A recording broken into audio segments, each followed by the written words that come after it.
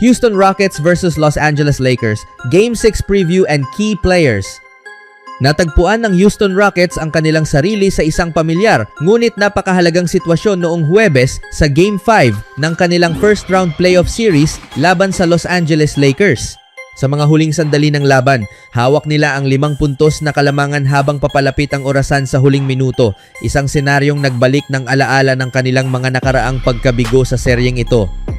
2 laro bago nito, nasa halos kaparehong posisyon sila, nanguna ng 6 na puntos na may kulang sa 30 seconds.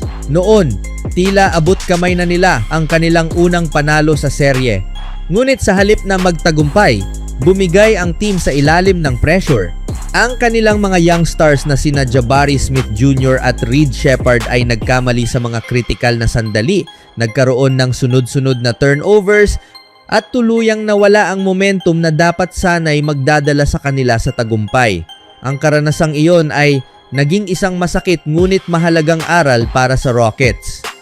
Sa pagkakataong ito, iba ang kanilang naging tugon.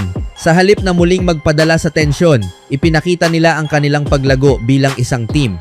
Napanatili nila ang kanilang composure, naglaro ng may disiplina at tinapos ang laban ng may kumpiyansa. Sa huli, tinalo nila ang Lakers sa score na 99-93. Dahil sa panalong ito, naiwasan nila ang eliminasyon sa ikalawang sunod na pagkakataon at nabawasan ang agwat ng Lakers sa serye na nagbibigay sa kanila ng panibagong pag-asa.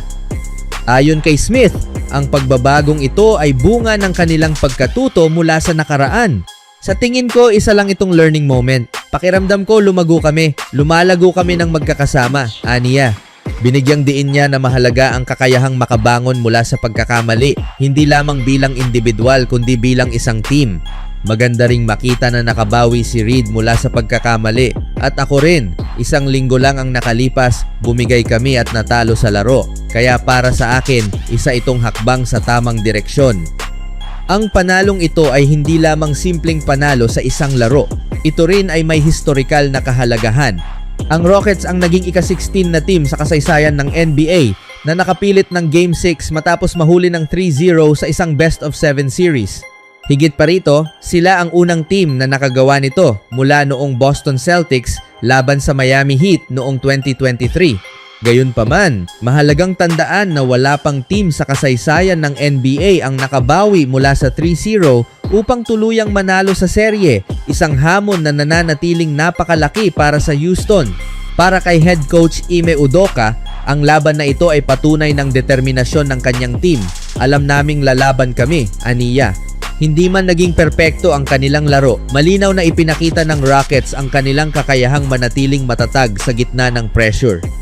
Sa mga huling minuto ng laban, naging susi si Sheppard sa pagpapanatili ng lead. Sa puntong nangunguna sila ng 3 puntos at may kulang sa 3 minuto sa orasan, nakapagtala siya ng isang mid-range shot na nagpalawak ng kanilang kalamangan.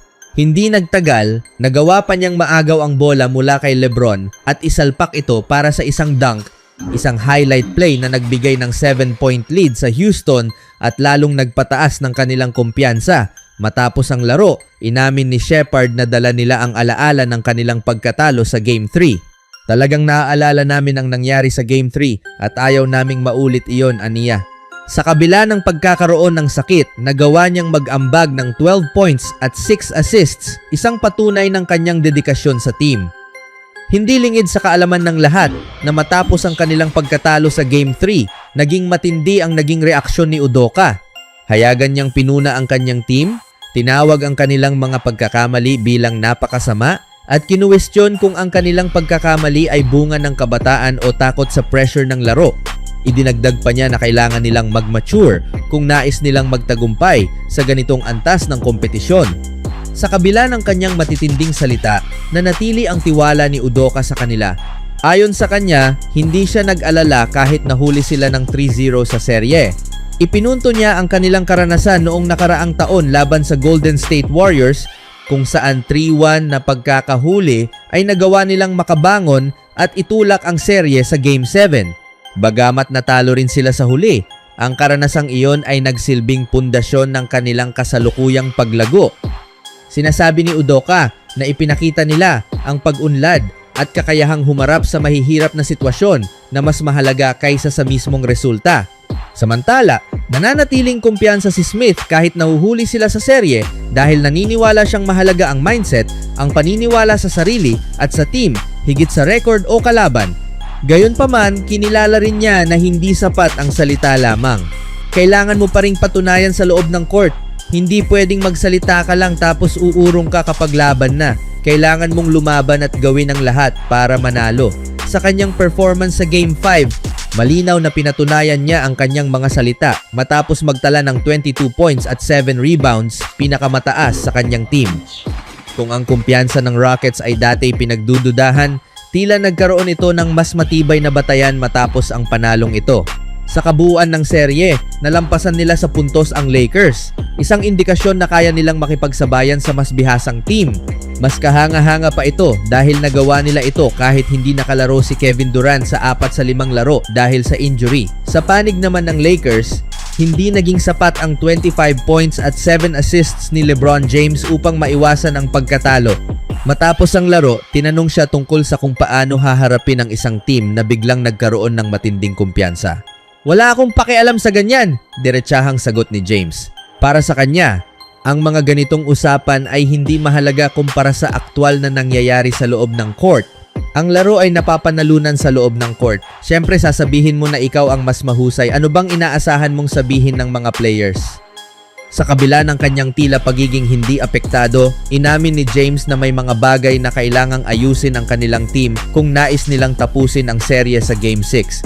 Isa sa mga pangunahing problema ay ang kanilang turnovers. Nakagawa sila ng 15 kumpara sa 11 ng Rockets. Ilan sa mga pagkakamali namin ay dahil sa kakulangan sa disiplina, sa game plan, at ang iba naman ay simpleng errors, paliwanag niya. Kailangan naming maging mas maayos sa parehong aspeto. Para sa Lakers, malinaw na hindi sapat ang talento lamang.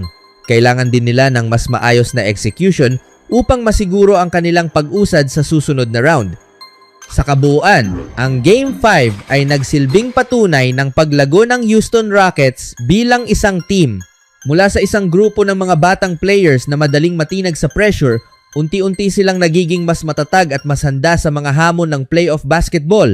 Bagamat nananatili pa rin ang malaking hamon ng paghabol mula sa 3-0 na pagkakahuli, ang kanilang ipinakitang determinasyon at kumpiyansa ay nagbibigay ng dahilan upang maniwala na kaya nilang ipaglaban ang bawat natitirang laro. Habang papalapit ang Game 6, ang tanong ngayon ay kung maipagpapatuloy ba ng Rockets ang kanilang momentum o kung makakabangon ang Lakers upang tuluyang tapusin ang serye. Ano man ang mangyari, isang bagay ang malinaw. Ang laban na ito ay malayo pa sa pagiging tapos. Ano ang masasabi niyo mga kaibigan?